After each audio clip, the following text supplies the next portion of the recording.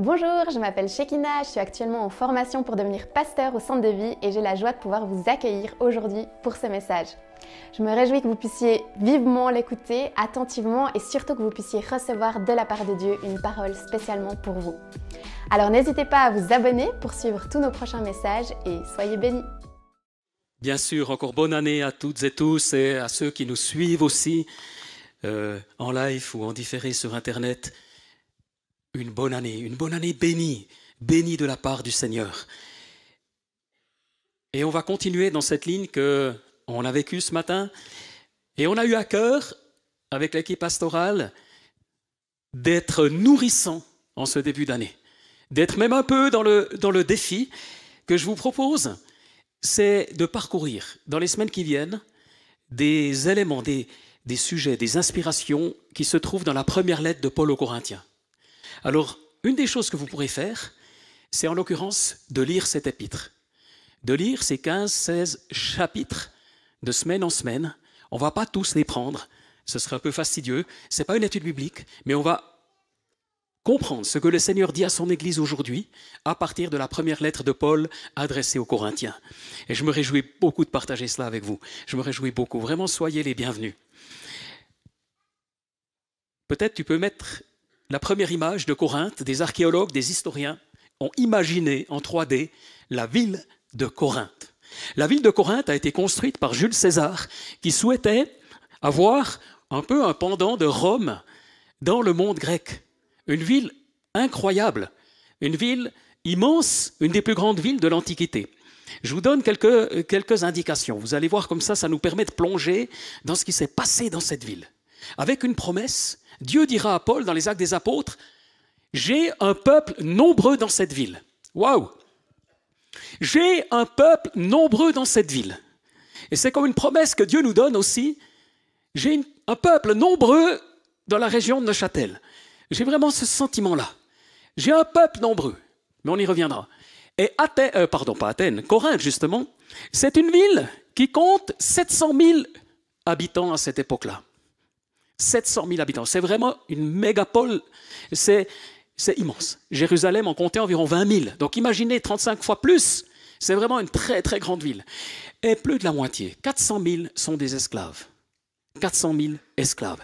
Et donc on peut imaginer que et c'est le cas, lorsque la première église va naître à travers le ministère de Paul, de Timothée et de quelques autres, d'Aquilas et Priscille, eh bien ce sont surtout des esclaves qui se tournent vers Jésus, qui se tournent vers Dieu. Mais voyez comment les historiens, les archéologues, en fait, c'est très archaïque, c'est très ancien, mais c'est quand même moderne. Quand on voit ces bateaux bien alignés, quand on voit cette foule, ces bâtiments magnifiques, il ne faut pas s'imaginer l'Antiquité comme des arriérés. Au contraire, c'était particulièrement moderne. Il voulait une ville moderne, qui était à la croisée des chemins.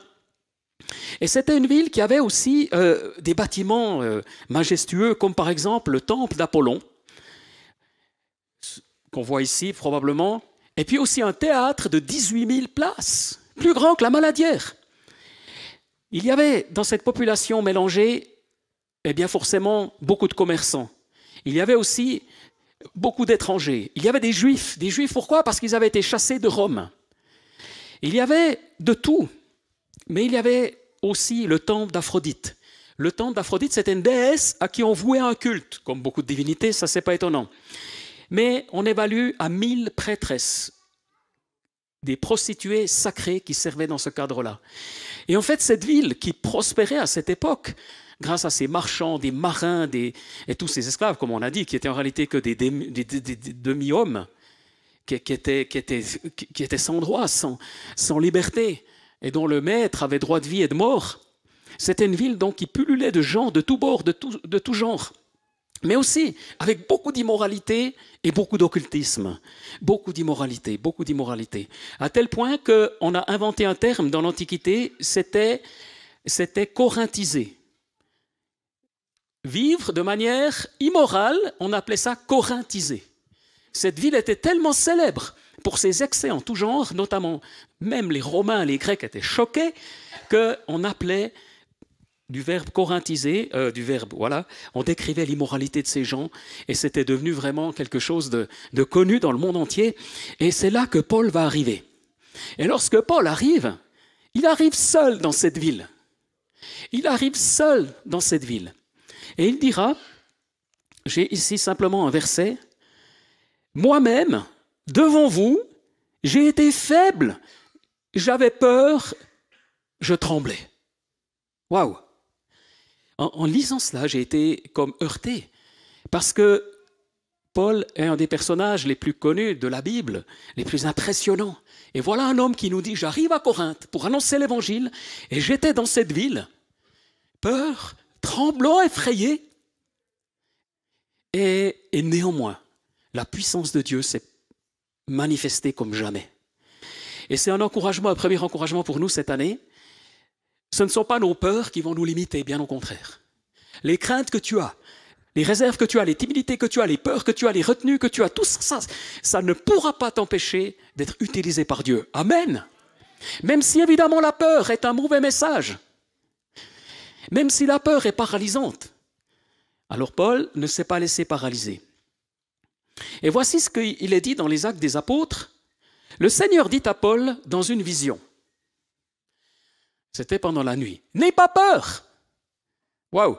Donc dans 1 Corinthiens, on vient de dire qu'il avait peur, et dans les Actes des Apôtres, ça vient confirmer. Et le Seigneur lui dit, « N'aie pas peur, mais parle et ne te tais pas, car je suis moi-même avec toi. » Personne ne s'attaquera à toi pour te faire du mal. En effet, j'ai un peuple nombreux dans cette ville. Et il y a une promesse de Dieu, et ça va fortifier Paul. Alors il va rester plus longtemps que prévu, en tout cas 1 année et demie dans cette ville. Et ce qu'il va faire, comme il le fait souvent, c'est qu'il va annoncer l'évangile d'abord dans la synagogue auprès des Juifs. Mais les Juifs ne l'accueillent pas. Et du coup, il doit quitter la synagogue et il va faire un travail un à un. En réalité, il n'a pas d'argent. Il est fabricant de tentes et il va tomber sur un couple, Aquilas et Priscille, des Juifs, qui sont aussi fabricants de tentes. Il va se lier à eux. Ils ont le même métier. Il va rester chez eux, il va habiter chez eux. Et ensemble, ils travaillent et ils fabriquent des tentes. Waouh! Mais ce Paul qui a une vision pour le monde, ce stratège, il se contente à fabriquer des tentes. Les tentes, c'était des étoffes spéciales qui étaient imperméables, avec lesquelles on fabriquait des tentes, des manteaux, enfin c'était des étoffes de poils de brebis, quelque chose de particulier, ou de chèvre, je ne sais plus exactement. Voilà ce qu'il fait. Il est réduit à ça, d'une certaine manière. Et toi aussi, peut-être tu te dis, mais là où je suis, là où je travaille, dans mon job, mais quelle est la réalisation du plan de Dieu pour ma vie? Mais je suis là comme aide infirmière, ou je suis là comme assistant, je suis là, je ne sais pas, comme enseignant, mais ces élèves qui n'ont pas envie d'apprendre, qui sont accros à leur smartphone, qui n'en ont rien à faire de l'allemand que je leur enseigne, ou des maths. Qu'est-ce que ça sert? À quoi ça sert? Et Paul, c'est dans le 1 à 1, et j'aimerais t'encourager aujourd'hui. Parce que chacun d'entre nous, les quelques centaines que nous sommes, nous pouvons tous avoir, et nous avons tous, 1 personne, 2 personnes, 3 personnes, 10 personnes, dans le 1 à 1, au quotidien, nous sommes en contact. Et selon que le Seigneur nous guide, selon l'ouverture des cœurs, nous transmettons quelque chose. Et Dieu dit, il y a un peuple nombreux dans cette ville, mais il y a un peuple nombreux, et ça se réalisera uniquement parce que Paul était prêt à faire du 1 à 1 et conduire une personne après l'autre à Jésus-Christ. Et c'est ce qui va se passer. Il ne peut pas aller à l'Acropole, comme à Athènes peut-être, ou même au théâtre, et se placer devant la foule de 18 000 personnes, être un évangéliste. C'est pas possible. Et d'ailleurs, ce qui va se passer, c'est que les Juifs sont tellement fâchés que même si Dieu a promis que personne ne s'attaquerait à lui, en réalité, c'est tout comme. Parce qu'il l'emmène devant le procureur, ou plutôt le gouverneur, Galion, et puis il l'accuse de semer le trouble. Mais le gouverneur refuse d'entrer en matière et les renvoie. Il leur dit, ça ne m'intéresse pas. S'il avait fait du tort, s'il était injuste, s'il avait fait du mal, ok, mais là c'est une affaire de religion, de nom, moi ça ne m'intéresse pas, c'est votre problème entre juifs. Et il les remballe.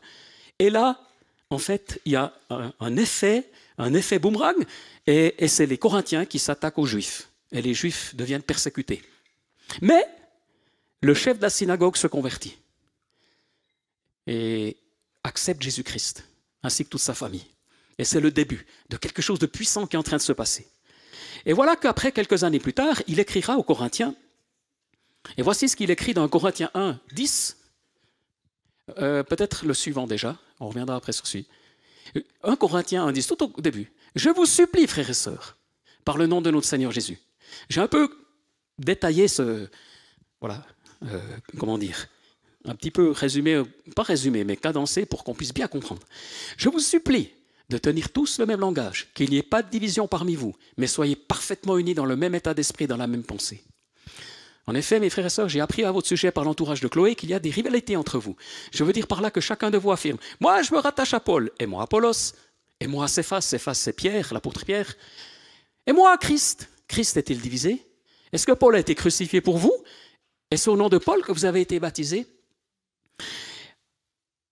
Pour situer le contexte, cette église grandit, cette église se développe. Il y a en effet un peuple nombreux, et des centaines de personnes sans doute se tournent vers le Seigneur. C'est vraiment un fruit considérable. Et il semblerait que cette lettre ait été écrite 4 années plus tard. Ce sont donc des jeunes convertis.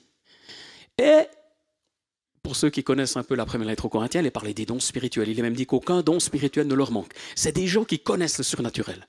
C'est des gens qui vivent des guérisons. C'est des gens qui vivent des miracles. Mais il y a un obstacle. C'est qu'ils n'ont pas compris la notion du corps. Ils n'ont pas compris la notion d'être un les uns avec les autres. Alors là, il y en a un qui dit « Moi, je suis de Paul. » Oui, bien sûr, c'est le fondateur. Et puis un autre « Moi, je suis d'Apollos. » Apollos, c'est le prédicateur incroyable. Probablement qu'il était meilleur prédicateur que Paul. Alors, il y a les fans de telle église, de tel prédicateur, de tel mouvement de l'esprit. Et puis Céphas, Pierre quand même, c'est Pierre. Quel charisme, quel évangéliste, incroyable. Et puis il y a les spirituels. Les plus spirituels, moi, je suis directement connecté à Christ. Je n'ai pas besoin des hommes, je n'ai pas besoin d'autorité humaine. Moi, je suis connecté à Christ. Et on trouve ça aujourd'hui aussi, ces arguments-là. Et moi, je suis passé par là aussi. Et on admire tel prédicateur, tel serviteur de Dieu, tel homme, telle femme de Dieu. Et c'est bien d'être inspiré par Pierre, par Paul, par Apollos. Mais Paul leur dit, mais maintenant, vous devez grandir. C'est de l'immaturité. Si vous en restez là, être inspiré, être sous l'influence, oui. Mais à un moment donné, c'est ta vie. Et dans ta vie, tu vas être uni aux autres. Et si tu ne l'es pas, si tu te laisses diviser, si tu es dans la critique, si tu es dans le jugement, tu vas diviser. Dans Éphésiens, il est dit, là j'ai pris la traduction Parole vivante. C'est vraiment une traduction que j'aime beaucoup parce qu'elle a très peu de mots français. C'est vraiment du français fondamental pour que, voilà, un peu les francophones de toutes les nations comprennent rapidement, même si ce n'est pas leur langue maternelle. Et voilà ce que Paul dit dans Éphésiens. Nous ne serons plus des bébés. Waouh, c'est bien. Nous ne ressemblerons plus à un petit bateau poussé dans tous les sens par les vagues de la mer. Nous ne serons plus emportés de tous les côtés par le vent des idées fausses. Les gens ne nous tromperont plus avec leurs mensonges habiles. Mais en disant la vérité avec amour, nous grandirons en tout vers celui qui est la tête, le Christ. C'est par lui que toutes les parties du corps tiennent ensemble et sont unies. Beaucoup d'articulations servent à unir le corps. Et quand chaque partie du corps fait son travail, le corps grandit, il se construit lui-même dans l'amour. On peut encore laisser un instant. Beaucoup d'articulations. Elle parlait de biodiversité. Cette biodiversité, elle l'est, par analogie, dans le corps, qu'est le centre de vie. Chaque église est un corps. Chaque église a quelque chose d'un corps dans cette diversité. Et l'enjeu, ce sont les articulations. Les articulations parce que nous sommes forcément différents. Et là, le Seigneur est en train de faire quelque chose cette année, c'est de nous unir. Et quand chaque partie du corps fait son travail, le corps va grandir. Et on a tous, non seulement nous aimer les uns les autres, mais on a tous un travail à faire. On a tous un service à donner pour l'œuvre de Christ ici. Amen. Il y a quelque chose que Dieu prépare. Et c'est là que cette église de Corinthe et celle d'Éphèse vont pouvoir grandir. Parce que Paul leur dit, mais je vous supplie, tenez le même langage, qu'il n'y ait pas des divisions parmi vous, soyez parfaitement unis. Mais il sait très bien que ce n'est pas évident d'être unis quand on est aussi divers, entre des maîtres et des esclaves, des hommes et des femmes, des jeunes, des âgés, des Grecs et des Romains, des Juifs. C'est peine perdue, c'est impossible. Ce projet d'une église locale à Corinthe, c'est unique au monde. Il y avait des groupes religieux, il y avait des pratiques religieuses, mais jamais un groupe qui grandira aussi vite, aussi divers, aussi varié. Et c'est ce que Dieu est en train de créer. C'est un truc juste incroyable. Et donc, Paul a persévéré et il les encourage. Il leur dit, mais regardez à Christ. Moi, certains se réclament de Paul, mais moi, j'étais qui? J'étais craintif, j'étais apeuré, j'étais faible. Mais, et là, on peut mettre le verset qui est apparu tout à l'heure, d'un Corinthiens 2, et là, en fait, il dit « Ma parole et ma prédication ne reposaient pas sur les discours persuasifs de la sagesse, mais sur une démonstration d'esprit de puissance. » Amen. Et c'est ce que nous voulons. Et Paul était un des intellectuels les plus excellents de son époque. La preuve en est que jusqu'à aujourd'hui, les savants de tout courant, croyants ou athées, étudient Paul, tant sa pensée est évoluée et développée. Mais lui n'a pas voulu utiliser ses compétences intellectuelles à ce moment-là pour annoncer l'Évangile. Bien qu'il soit extrêmement intelligent, ce n'est pas contre l'intelligence. Mais ce qui a persuadé ses esclaves, en particulier, c'était la puissance du Saint-Esprit. Une démonstration d'esprit et de puissance, afin que votre foi soit fondée non sur la sagesse des hommes, mais sur la puissance de Dieu. Amen. Sur la puissance de Dieu. En effet, le royaume de Dieu, ça c'est 4, verset 20, ne consiste pas en parole, mais en puissance. Et c'est ma prière pour cette année. J'ai envie de grandir dans la puissance de l'onction du Saint-Esprit, pour que mes paroles, quelles qu'elles soient, mais qu'elles soient dans la puissance du Saint-Esprit, que mes prières le soient, que les dons spirituels le soient. Et je crois que c'est vrai pour chacun et chacune d'entre nous, et on va progresser cette année, amen, dans la puissance de Dieu. On va progresser dans la puissance de l'Esprit, on va progresser dans l'onction. Et ça va se passer là où tu es, là où tu travailles, là où tu habites, là où tu es en vacances, là où tu es avec tes enfants, avec ta famille, avec ton conjoint compliqué, là où tu es avec un membre de la famille qui ne t'aime plus. Cette semaine, on mangeait en famille un peu élargie, et une personne de ma famille me dit, mais elle est d'origine catholique, elle dit, mais c'est impossible d'être comme Jésus, qui pardonnait tout le monde et tout. Puis elle était un peu énervée parce qu'elle s'est remise à lire la Bible tous les jours. Elle dit, mais c'est impossible d'être comme Jésus. Puis là, j'ai eu comme une étincelle, puis je lui dis, mais laisse Jésus agir en toi. N'essaie pas d'être comme lui, mais laisse-le vivre en toi. Elle s'est illuminée. Et oui, c'est ça. C'est pas toujours aussi simple, mais c'est tellement vrai. Laisse la puissance de Jésus agir à travers ta faiblesse. Malgré ta faiblesse, par-dessus ta faiblesse, laisse-le te dépasser. Ne limite pas sa puissance. Attends-toi à lui. J'ai prié pour un malade, il n'a pas guéri. J'ai fait ci, j'ai fait ça, j'ai pas... Mais laisse l'onction de Dieu et tu vas être surpris par ce que Jésus fait. Parce qu'en réalité, ces Corinthiens avaient 4 années de vie chrétienne. Bien moins que beaucoup d'entre nous. Mais pourtant, ils ont commencé à comprendre la puissance de Dieu et c'est ce que nous voulons vivre. Parce que la puissance de Dieu, elle n'est pas pour nous d'abord, mais elle est pour annoncer l'Évangile. Et des dizaines ici se sont tournés vers Dieu parce qu'ils ont vu la puissance de Dieu.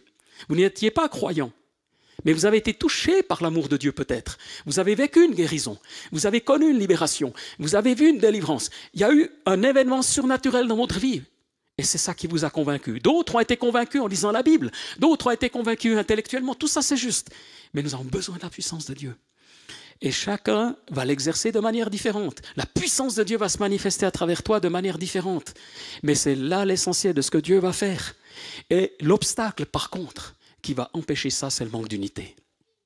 Et croyez-moi, je n'ai pas du tout le sentiment qu'on manque d'unité ici. Ce n'est pas ça. Par contre, cette unité peut être encore plus forte. Parce que nous voulons être à disposition du Christ pour cette région. Nous voulons être à disposition du Seigneur parce qu'il y a un peuple nombreux dans cette ville. Et c'est parce que chacun et chacune va trouver sa place. Et ça ne se fait pas en une fois, en une semaine.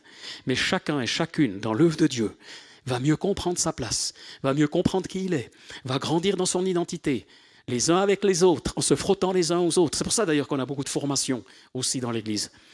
Et Martine disait ce matin, elle a une formation qu'elle donne, on l'a déjà annoncé, sur les finances, et il y a une personne, peut-être nous suit-elle sur Internet, je ne sais pas, qui vient de Normandie. Et donc elle va venir aller-retour, où elle va s'établir pendant 3 mois. Elle va faire des allers-retours pour suivre le cours de Martine Collin. Elle est tellement célèbre. Puis nous, on écoute l'annonce, puis on dit, mais c'est qui Martine? Ouais, bon, ok. Bon. Non, mais c'était un petit moment d'humour, mais simplement, oui, Dieu agit parce qu'il nous forme, il nous transforme.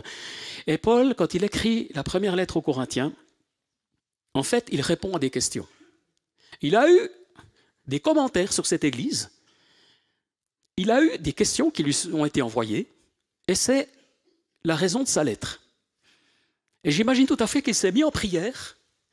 Il y a la sagesse que Dieu lui avait donnée, les révélations que Dieu lui donne, et il dit, voilà ce que le Seigneur m'a montré. Sur cette question-là, sur cette question, elles apparaissent d'ailleurs au sujet de telle question. Vous verrez en lisant la lettre 1 aux Corinthiens. Paul ne s'est pas dit, je vais écrire un livre. Tiens, j'ai du temps, je vais écrire un livre. Ça s'appellera la première lettre aux... Non, il est juste là à leur donner des réponses, comme vous le feriez sur WhatsApp, peut-être sur... Je ne sais pas comment vous discutez avec vos amis sur les réseaux sociaux, puis vous donnez des réponses à des questions parce que le Saint-Esprit vous inspire à en donner. Et vous vous encouragez les uns les autres. Et c'est exactement ce qu'il fait. Et c'est quelque chose d'extrêmement puissant qui se passe. Tout est parti parce qu'il arrive là, providentiellement. À Corinthe, il est seul, mais il y a un couple. Aquilas et Priscille, Priscille et Aquilas. Il se lie d'amitié avec eux et ça, c'est l'équipe naissante. Et Dieu veut créer parmi nous des équipes. Et chaque petit groupe est appelé à être une équipe. Chaque petit groupe a une mission. Chaque petit groupe, qu'on les appelle groupe Connect, groupe de maison ou un service, un ministère dans l'Église, c'est comme une équipe de Paul, Aquilas et Priscille et de ceux qui s'ajouteront. Et ces équipes, elles prient, elles reçoivent du Seigneur un mandat pour cette année, une vision pour cette année.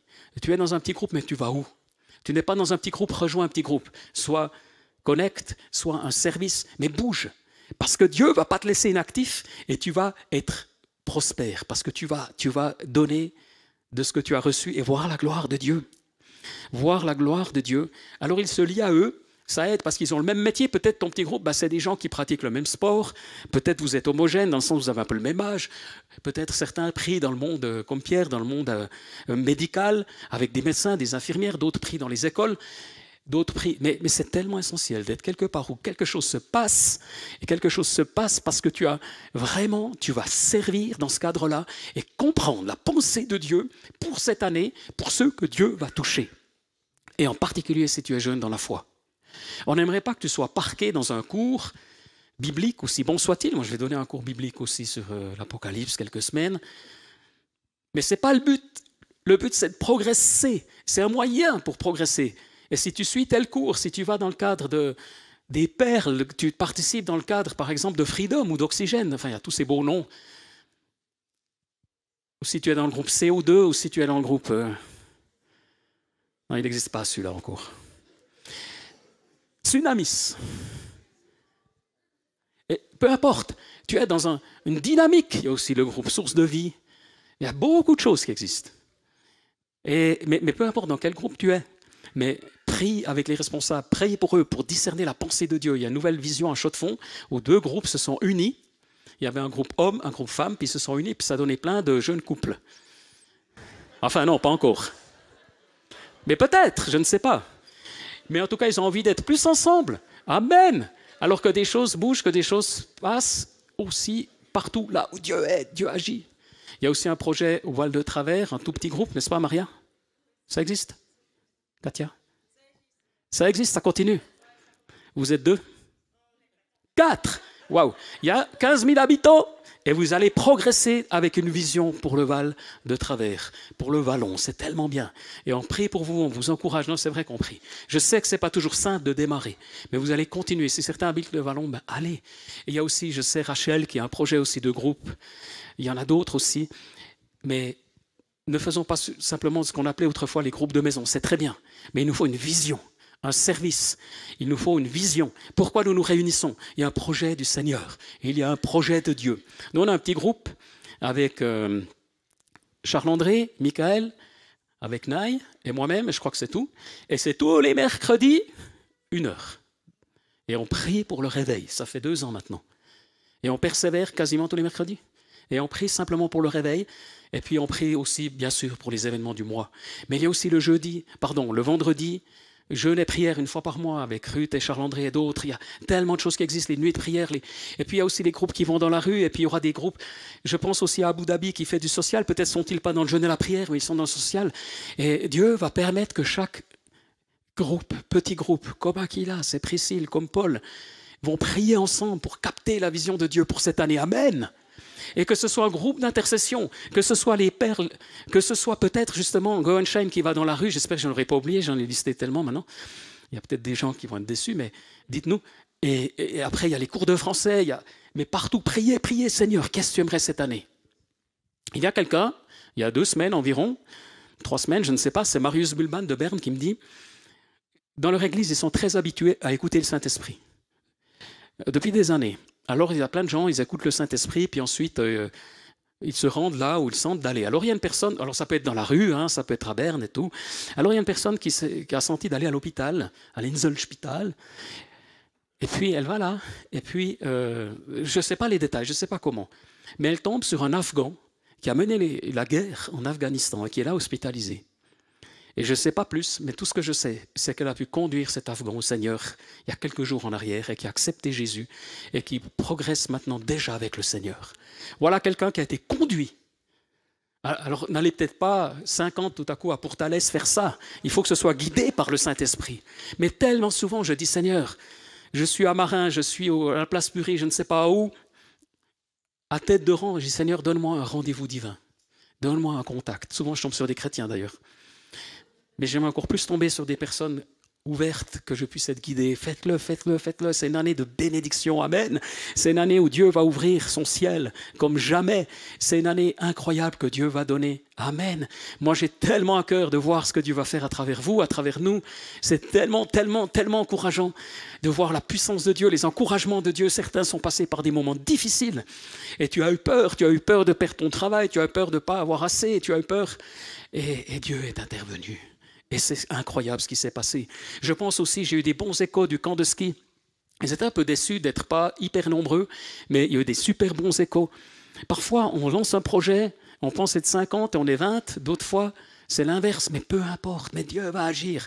Et ma prière, et on va reprendre l'adoration, mais on va prier aussi tous ensemble pour cette année, pour que les projets de Dieu pour ta vie se réalisent.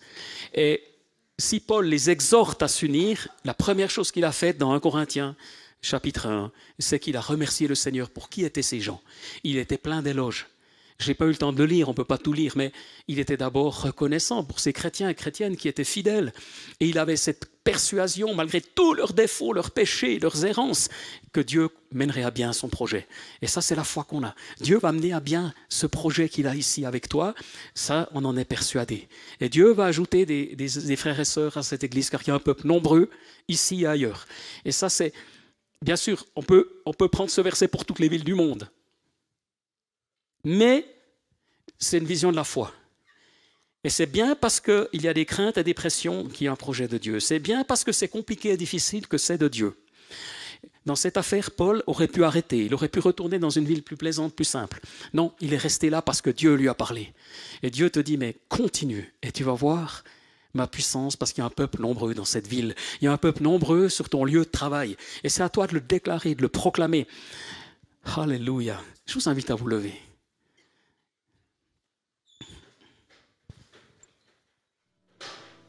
Seigneur, merci. Oui, merci pour cette biodiversité de ton corps. Merci aussi parce que nous pouvons faire grandir les pousses qui sont saines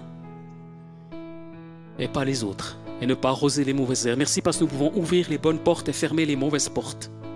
Merci parce qu'on a été exhortés ce matin à être hyper clair. Et tu connais nos bonnes résolutions de début d'année. J'en ai aussi. Mais au bout d'un mois, j'aurais échoué. Sauf si c'est Jésus en moi. Alors Jésus, viens maintenant sur mes frères et sœurs. Viens dissiper les craintes, viens encourager prophétiquement.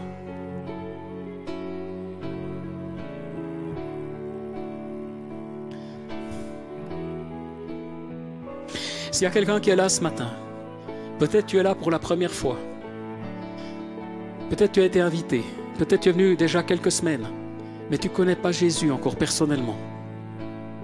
J'aimerais prier pour toi. Est-ce qu'il y a quelqu'un qui ne connaît pas encore Jésus personnellement et qui aimerait le connaître. Tu te dis, mais s'il existe, j'aimerais le connaître. Peut-être c'est pas sûr. S'il y a quelqu'un, pendant qu'on est en prière, les yeux fermés, lève simplement ta main là où tu es. J'ai à cœur de prier pour toi. Et s'il n'y a personne, on va juste continuer dans ce temps de ministère. Mais s'il y a quelqu'un, est-ce qu'il y a quelqu'un qui veut dire, Seigneur, je doute, mais je veux croire. Je suis interpellé, je ne sais pas où je vais, mais j'ai besoin de toi. Et si tu es là pour la première fois de ta vie, tu dis cette prière, lève ta main là où tu es. Viens, Saint-Esprit. Alléluia. Alléluia, viens, Seigneur.